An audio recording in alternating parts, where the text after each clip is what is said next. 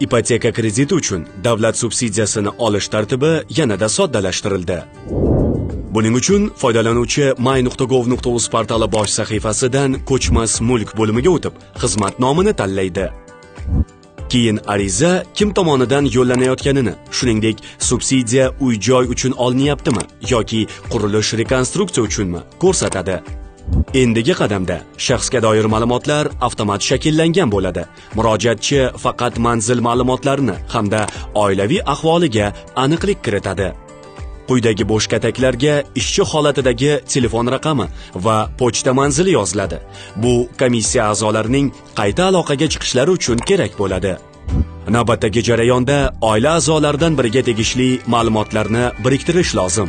Buning uchun qo'shish tugmasi bosiladi. So'ngra biriktirilayotgan shaxs ma'lumotlari qayd etiladi va to'ldirish tugmasi bosiladi. So'ngra oila a'zosining murojaatchiga kim ekanligi ko'rsatiladi. Shuningdek, oila a'zosining subsidiya olishda aloqadorlik holati hamda oilaviy ahvoli belgilanadi. Subsidiya olish uchun qo'shimcha ball beruvchi imtiyozlar keltirilgan. Murojaatchi ushbu toifadan qay biriga mansubligini belgilaydi. Bundan tashqari, harbiylikka aloqadorlik bor yoki yo'qligi ham belgilanadi.